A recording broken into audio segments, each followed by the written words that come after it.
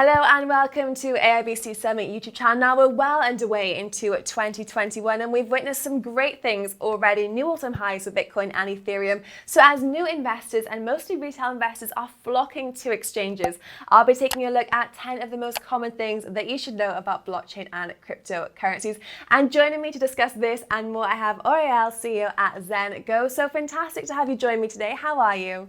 I'm fine, thanks for having me.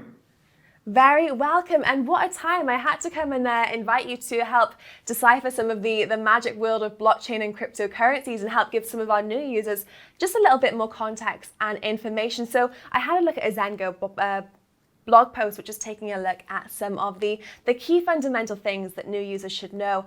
And I think, first of all, one of the most common questions that I get asked, and I'm sure you do as well, is for new users to decide what tokens to invest in, say they've deposited on an exchange. When it comes to the large variety of tokens, Bitcoin, Ethereum, how are they different and how can they decide where to put their money?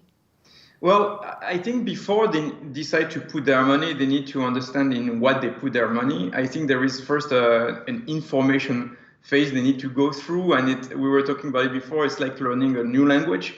So you can't just go to a country and start to speak, right? You need to learn the alphabet, the grammar. And so the same goes with cryptocurrencies. You need to understand what you're putting your money on before you actually do it. And so to do that, there is a vast amount of resources available. But the real best way to do it is to start with very, very little amount of money and start to actually own some Bitcoin. And so the only way to actually own it is to own a wallet, to own something that enables you to send and receive. And from there, you start to get some of the concepts that are hard to learn. Once you get there, you need to kind of connect with the fundamentals of that cryptocurrency, understand what it's best for and why you believe into it. So there is a part of rational and a part of irrational. And so once you find this connection, and it can be for different kind of reasons and different kind of people will connect to it. In Latin America, people will connect to it because they need to own Bitcoin to pay for stuff. And so the connection is immediate and rational because they need it urgently. But for people who live in developed countries like in the US, you invest in Bitcoin because you want to maybe have it as a store of value. You think it's going to gain in value. So you need to connect to a dimension that you can believe it. Why? Because the price is so volatile that if you don't, at some point you will panic. And you will panic, and this is the worst that can happen. So understand first, start small, and connect to a fundamental that you can stick on over time so you don't panic. And then you can get going, and also you can diversify over time, but start small and start simple. And you said there that markets are known to be volatile, and I couldn't agree with you more there. So for a lot of new users that might be kind of overwhelmed at these price fluctuations that we see, you would suggest starting small. And I think that's another misconception, that people assume that you might have to buy a whole of one token, when in reality you can buy a small percentage of a fraction. And there's also the phrase of kind of cost averaging as well. So if new users would ask you about that, is that something that you would recommend to just kind of suppress that volatility just a little bit? Yeah, we never make recommendations on financial guidance, and for ethical reasons, we don't do that. We do provide tools for people to make their choices, but it's just common sense also. It's true for any sort of investment. You want to start small and start to understanding what you put your money on. And the second rule that is very important is never put more than you can afford to lose without getting into a psychological breakdown and panic attack, because there is an element of risk, and the risk that can be a market risk, but also security risks and also human error risk. So if you lose that money, you need to make sure that it's not material to you, so that you can live normally and don't obsess about it. So very important to start small and start with amount of money that are immaterial to you, unless you have a very strong appetite for risk, but it's not for everyone. And then once you are into those dimensions, you can decide how much you want to put. And everyone has very different ways of reading those things. Some are rich, some are not rich, some are students, some are kids, some are adults. And so everyone will have its proportion. Some people say that it's a good thing to have somewhere between 5 to 10% of your net worth in cryptocurrency. But I wouldn't know if this is the right number. It sounds like a reasonable thing to say because it's a minority. as I said before, again, everyone has to find his sweet spot. And so the important thing, at least for us, is to put customers in their comfort zone, so that they are not pushed toward in a direction, and that they can make their choices and they can make informed decisions. So this is very important. And it's true, this market is highly confusing, it's highly stressful, and the amount of complexity that a new user has to go through is immense. We tend to forget it because we've been there for years. But when you get someone to get started, really, you understand that the 99% of whatever we talk about on a daily basis is way too complex. So reducing dramatically the complexity is very important. And so we need to adapt to that reality, because now many more users are coming to crypto. And we've spoken about the crypto element now, and now I think it's time to move on to the blockchain element for our new users. And I think something that we have to address is public addresses. And what does it mean to have a public address? Does it need to be updated for every single transaction? And also, can an account expire?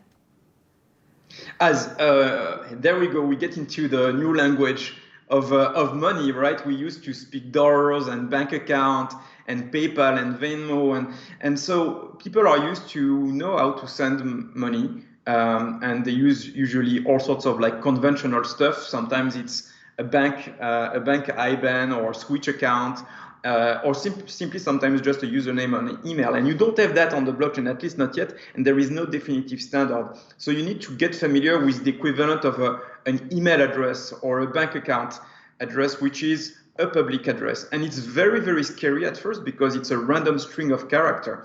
And people tend to not understand what this is. And the concept of an address is really, really weird.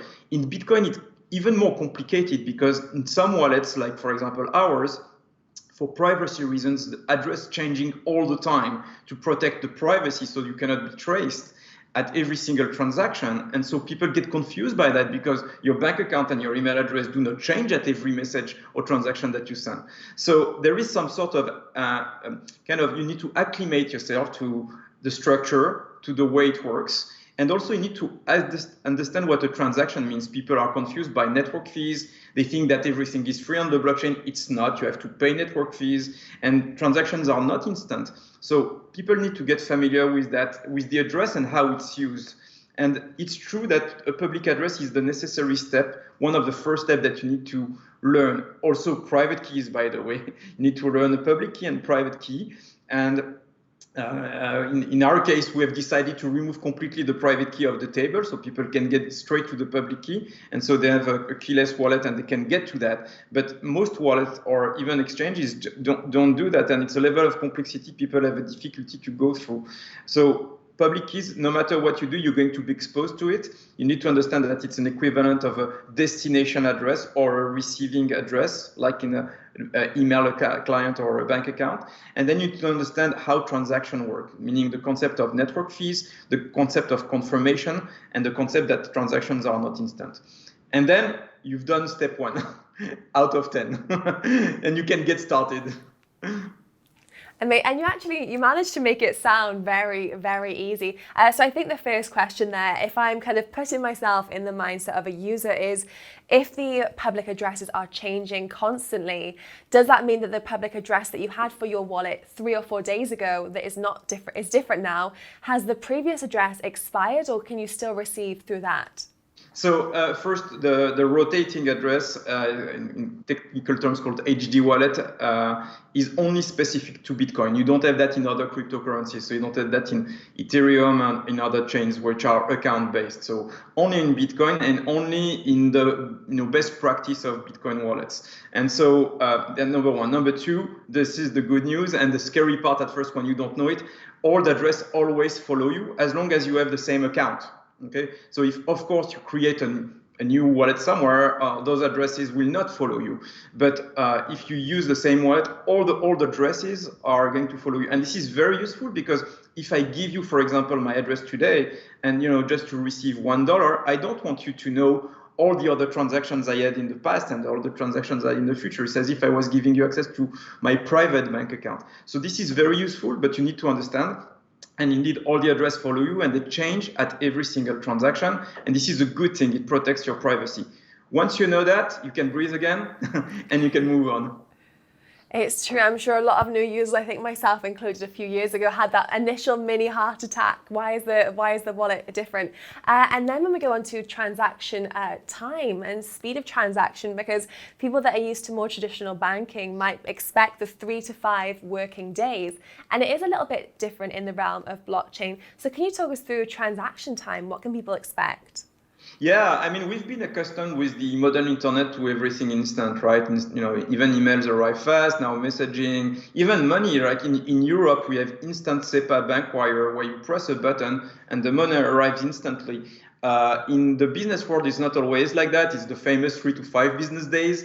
And this concept is completely antiquated in cryptocurrency, except when the blockchain network is massively congested. So you don't talk in terms of business days in cryptocurrency, you talk in terms of confirmation. Confirmation is the amount of effort, not time, that the network has to produce to process, secure, and validate a transaction. And so some blockchains like Bitcoin sometimes require up to 6 confirmation, and some other networks like Ethereum can require up to 25 confirmation. And some exchanges and wallets have different policies when they accept a transaction. In our case, for example, we accept transaction from the first confirmation. The point is you cannot consider that a transaction is received until there is at least one confirmation, meaning that the fact that you have pressed send doesn't mean that it's been received. And this is always very confusing to users. They believe that because they press send that it's game over, and it's not. The transaction can take much longer time to arrive because the first confirmation will take time because the network is congested. A transaction can fail. Sometimes it can fail because the network has not accepted your transaction because you have not paid enough network fees or other reasons. Very rare, but that can happen. And then the funds return to you, of course. They never get lost in limbo. So the concept of confirmation is important to understand. In normal time, most transactions arrive in a matter of single-digit hours, sometimes in single-digit minutes. You can send $1 billion across the world with nearly instantly, except when everything is congested. So how do you know when the network is congested? You have to look at certain tools that are available on the web. Certain wallets provide those tools also. But you have a hint when you see that the network fees are very expensive. You know this is not the right time to send $1 because it costs you $10 to send it. Example today. It's not a good time to send Bitcoin or Ethereum. So you need to know all of those things, and by doing, you learn them. Fantastic. So you've given us so much to think about there. You've given us kind of transaction fees, wallet addresses, private versus public, and also crypto volatility. So that's a lot, and I'm sure our viewers have found that really useful. So thank you so much for that information. Now, just finally before we go, because I do have to pick your brains on the character that you have behind them. All I can think about is Elon Musk causing quite a storm on social media, and it looks like a sleepy Elon Musk behind you. It's a sleepy Ouriel. It's a 3D mask. Of myself that we use because the wallet that we've built is not using any password. You don't have to, or public key or private or private key. It's completely passwordless, and so we use a certain number of passwordless factors, including liveness biometrics, meaning the fact that you are you. And so it's an encrypted private scan of your face happening on your phone.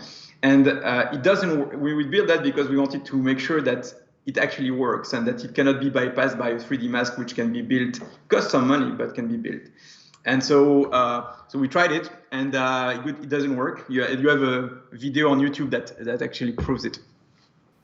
Fantastic. So I'm sure some of our users can go and check it out if the prospect of passwords and keys is a little bit too daunting for them. Thank you so much for providing your insights today in what is such an exciting time for the industry. It was a pleasure to catch up, and all the best going forward. Thank you.